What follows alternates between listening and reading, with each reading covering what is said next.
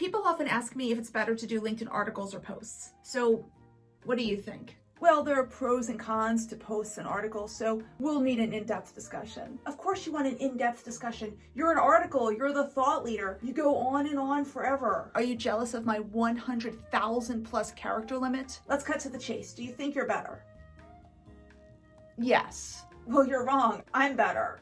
Okay, guys, let's decide this like grown-ups and do a comparison chart, all right? How do you have the left side of that already filled out? This is already a make-believe scenario, so like, just go with it. Well, I appreciate your level of analysis. Thank you. Okay, so let's start with how much room you guys offer for creativity. Well, we've already mentioned my 100,000 plus character limit. What is your actual limit? There are rumors, but no one knows for sure. We're talking about creativity. Of course. Well, once you click on Write Article and choose whether the article comes from you or your company page, the possibilities are endless. It's like writing a blog article for your website. Why not just write a blog article for the website?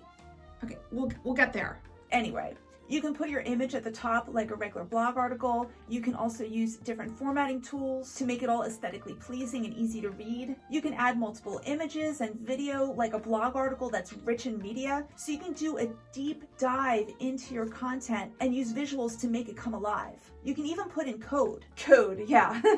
Like who's gonna do that? Let's talk about you, Post. What's your character limit? 3,000. So about 3% of mine. Okay. Can you put in multiple images? I can do multiple images. Yeah, if they're all smushed into a single collage and it's hard to see any one image on its own without clicking on it. You know how Brooke feels about collages. Yeah, I don't like collages. They're messy. Anyone who's a regular to this channel knows that. Okay, well, I can do video. More than one video in a single post? No. Can you do a video and an image in a single post? No. Stop badgering me. You are badgering. You know there's a piece of creativity that I have that you don't. And what's that? Documents. Documents are pretty awesome. In a single document, I can have up to 300 slides or 100 megabytes of information in an easy to digest format. Post does have a point. Okay, well, who wins there in room for creativity? Me or Post?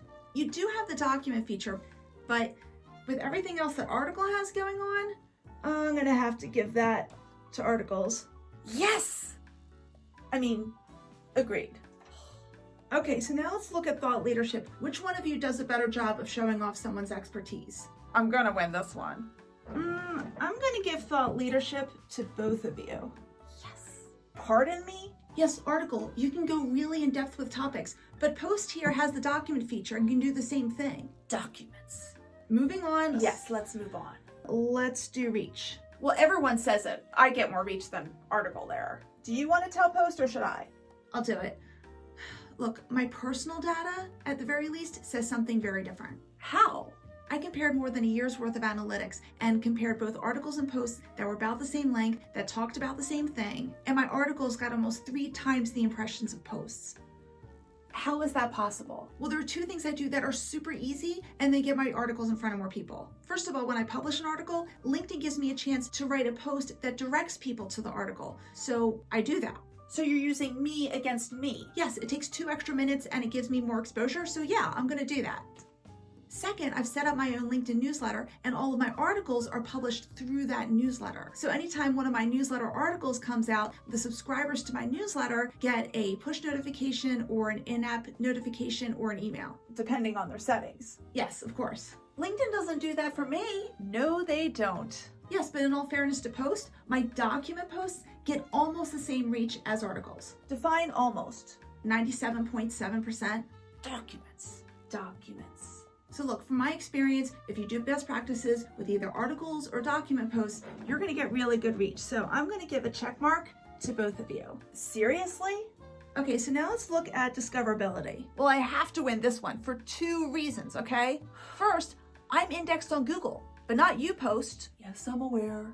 Second, when someone does a topic search on LinkedIn, let's say they're looking for marketing tips, and then they narrow down their search to just posts on that topic. Then I show up in the results. Post, that's a lie. Only I show up in LinkedIn's post filter. Most of the search results are blog-like articles like me, but there are also some collaborative articles sprinkled in there. Post, why did you lie about showing up in the post filter? I don't know. Sometimes I just bleh, say things. Okay, for discoverability, I am giving it to articles. Excellent. And that leads to longevity. Well, clearly I last longer. When I show up in a Google search, results are from months ago, even years ago. Yeah, and what about suggested posts? What are you talking about? LinkedIn's testing a new version of me called suggested posts, where if you put an awesome post out there and people show they're interested in it, LinkedIn will keep showing it to a hyper-targeted audience, and it could be for like months or years. So right now it's just being tested. Suggested posts could be a total game changer for you, but until that happens, I'm gonna have to give the check mark over to articles. so it has to actually happen before you count it?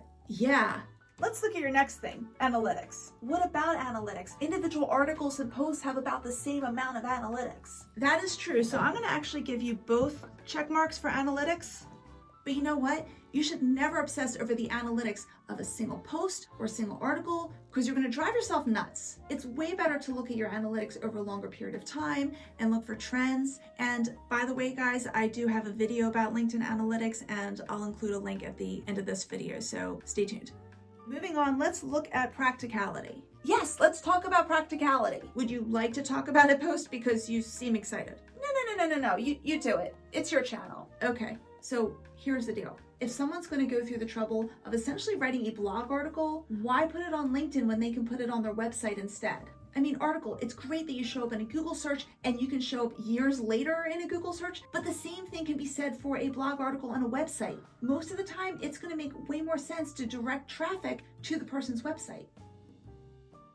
Yes, you have a point. If someone's regularly updating their website with articles that are rich in keywords and are relevant, and it's all driving traffic to their website, it's only going to help their search engine rankings. Point taken. So a check mark for post. To post? For the absence of a negative? A negative one is a positive one.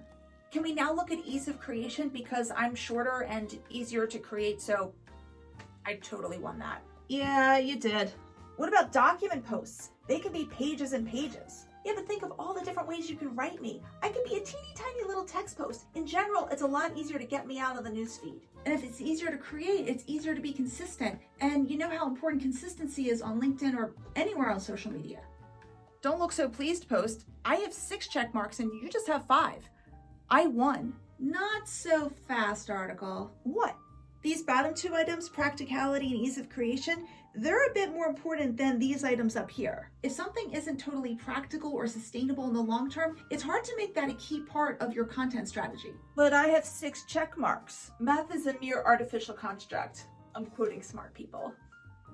Listen, there is still a place for both of you. We just have to be strategic. And guys, if you're wondering if you should do an article or a post, let me give you some guidelines. First of all, if you have a lot of information that you want to share in a single piece of content, either write it as a blog article for your website or an article for LinkedIn, depending on whether you want to draw attention to your website or LinkedIn. Most of the time, it's probably going to be your website. And I am still putting LinkedIn out there because I have seen instances for certain people where that made more sense. And once you write that article, no matter where it goes, remember that it can be repurposed into a document post because document posts get a lot of reach. Documents. But most of the time you are going to be creating shorter pieces of content because they're easier to create and easier to be consistent with. So in those cases, just do any other kind of post, whether it's text plus image or text plus link or a video or whatever makes sense for the information you're trying to convey and your bandwidth. Bandwidth being key. And no matter how you're putting out content, at some point you're going to want to look at your analytics and understand how to use all this information to make your content better and attract potential clients and ultimately grow your business. So check out this video in the top right corner where I give you a complete LinkedIn analytics tutorial. Thank you so much and see you in the next video.